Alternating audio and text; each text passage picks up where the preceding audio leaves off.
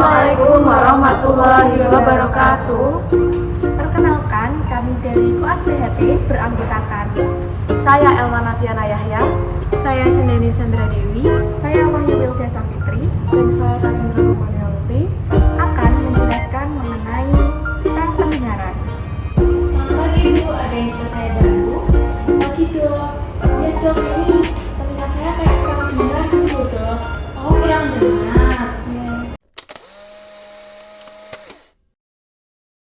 Ini adalah gambaran organ telinga, di mana telinga dibagi menjadi 3 bagian, yaitu telinga luar, telinga tengah, dan telinga dalam.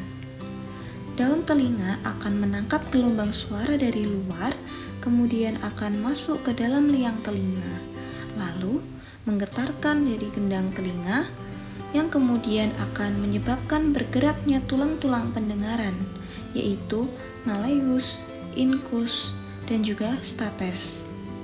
Getaran dari tulang pendengaran ini kemudian akan diteruskan ke cairan yang ada di dalam rumah siput atau koklea, lalu menyebabkan terjadinya gerakan cairan di mana terjadi suatu proses depolarisasi atau perubahan energi mekanik menjadi energi listrik. Organ of Corti ini yang akan mengubah energi mekanik menjadi energi listrik yang kemudian akan mengantarkan impuls menuju ke saraf pendengaran yang akan diteruskan ke otak sehingga kita dapat mendengar. Apabila gelombang suara tidak dapat disalurkan dengan baik, maka dapat terjadi gangguan pendengaran.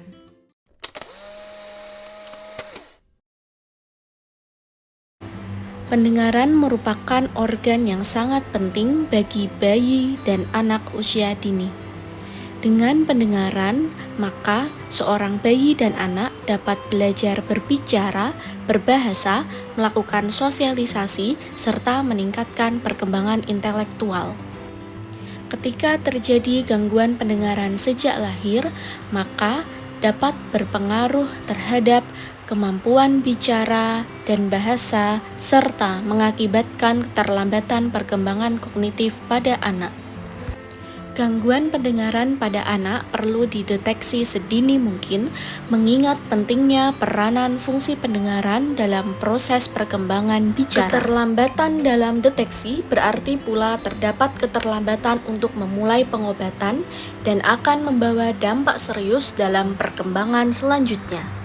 Ketulian pada anak dapat terjadi sebelum dan sesudah belajar bahasa. Ketulian prelingual adalah gangguan pendengaran yang terjadi sebelum perkembangan kemampuan bicara dan bahasa.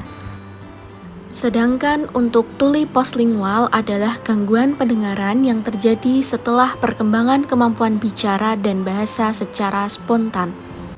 Deteksi dan identifikasi adanya gangguan pendengaran pada anak dapat dilakukan dengan cara yang sederhana, yaitu dengan melakukan pengamatan reaksi anak terhadap suara atau dengan menggunakan pemeriksaan yang sederhana.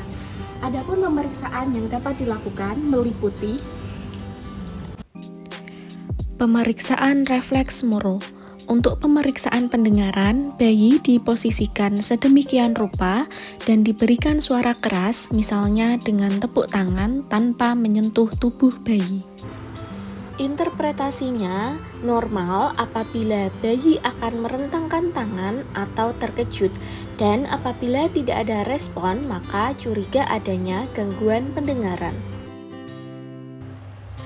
Pemeriksaan refleks auropalpebra merupakan gerakan tidak sadar untuk mengedipkan mata karena kontraksi dari otot sekitar mata akibat stimulus suara. Cara pemeriksaannya yaitu dengan memberikan stimulus suara ringan pada kedua sisi telinga bergantian, misalnya dengan menjentikkan jari pemeriksa. Interpretasinya yaitu bayi akan mengedipkan mata saat mendapatkan stimulasi suara ringan di sisi telinga yang normal. Jika tidak ada respon mengedipkan mata, maka dapat dicurigai adanya gangguan pendengaran.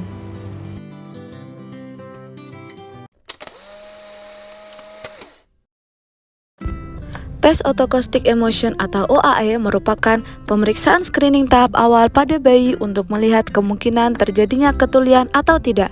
Dilakukan mulai dari bayi baru lahir pada usia 2 hari. Pemeriksaan yang dilakukan berupa pengukuran getaran yang dihasilkan oleh rambut pendengaran. Pemeriksaan dilakukan saat bayi dalam keadaan tidur, tenang, serta tidak rewel. Setelah itu, alat dipasang pada telinga. Alat ini akan terhubung dengan komputer dan hasil keluar 5-10 menit. Jika keluar hasil pas atau lulus, berarti kondisi pendengaran bayi dalam keadaan baik. Sementara itu, jika hasil rever yang keluar, maka perlu dilakukan pemeriksaan ulang pada usia 3 bulan.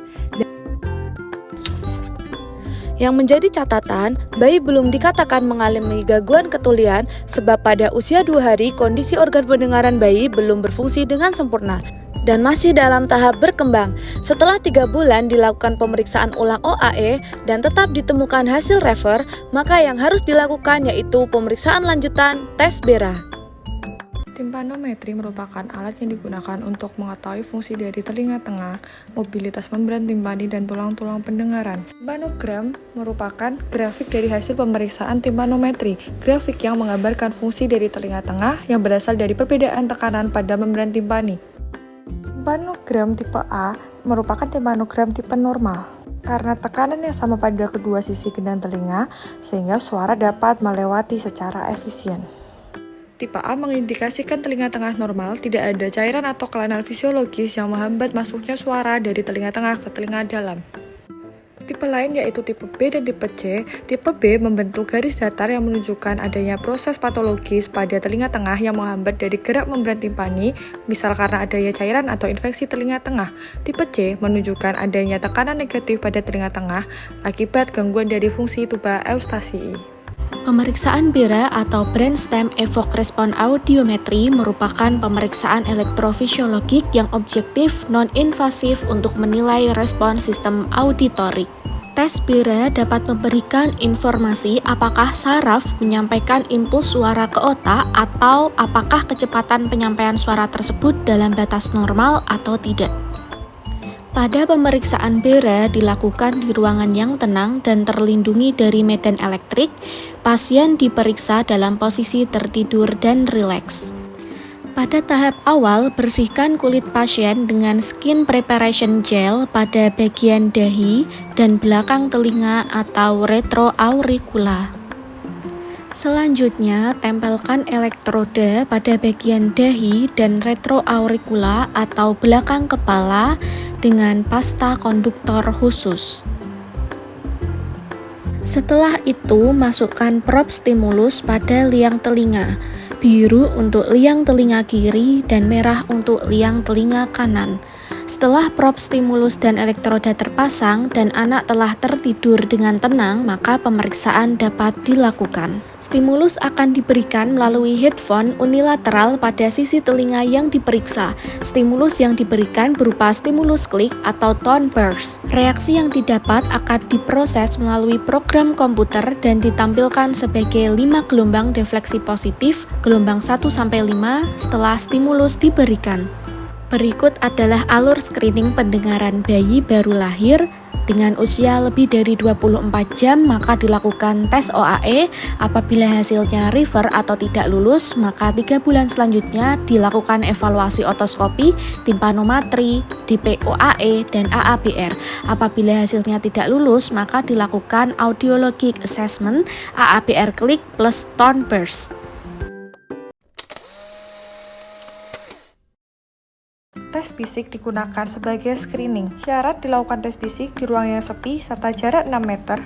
Setiap telinga diperiksa sendiri-sendiri kanan dan kiri.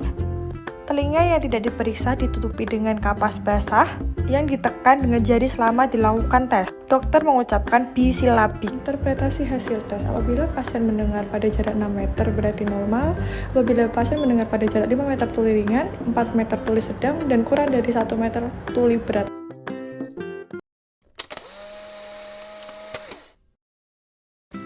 Tes Garbutala merupakan tes kualitatif di mana terdapat berbagai macam tes penala seperti tes Rine, tes Weber, dan tes wabah. Untuk manfaat pemeriksaan Garbutala yaitu untuk mengetahui jenis ketulian. Tes Rine yaitu membedakan persepsi hantaran udara dan tulang pada telinga. Garbutala digetarkan pada tulang telinga hingga pasien tidak mendengar lalu pindah Garbutala 2,5 cm di depan liang telinga. Rine positif jika hantaran udara lebih keras dari hantaran tulang, kemungkinan normal atau tuli sensorial. Rine negatif jika hantaran tulang lebih keras atau lebih lama dari udara, kemungkinan tuli konduktif. Tes Weber yaitu membandingkan hantaran tulang telinga antara telinga kanan dan kiri, di mana Garbutala digetarkan bisa pada dahi, dagu, ataupun gigi depan atas. Setelah pemeriksaan, tanyakan bunyi terdengar di mana. Jika ada kelainan atau lateralisasi, bunyi terdengar lebih keras di salah satu telinga. Hasil normal jika sama keras di kedua telinga. Tes wabah yaitu membandingkan kepekaan hantaran tulang telinga penderita dengan pemeriksa.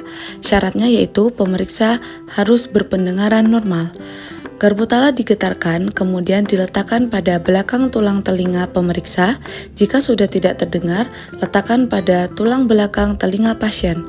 Lakukan sebaliknya, lalu kita bandingkan. Normal jika swabah sama panjang, swabah memanjang tuli kondusif, memendek tuli sensorial. Tes pendengaran elektronik atau tes audiometri. Dalam pemeriksaan ini diperlukan audiometer yang merupakan alat elektronik pembangkit bunyi dalam intensitas dan frekuensi tertentu. Dalam pemeriksaan audiometri memerlukan audiometri ruang kedap suara, audiologis, serta pasien yang kooperatif. Pasien akan diberikan sepasang earphone sebagai sumber suara dan apabila pasien mendengarkan suara sebagai tanggapan akan memencet tombol. Sebagai pemeriksa akan menuliskan hasil di dalam kertas hasil yang disebut audiogram. Baik, demikianlah tes pendengaran yang bisa kita terapkan pada bayi dan dewasa. Semoga dapat memberikan banyak manfaat bagi kita semua. Terima kasih. Wassalamualaikum warahmatullahi wabarakatuh.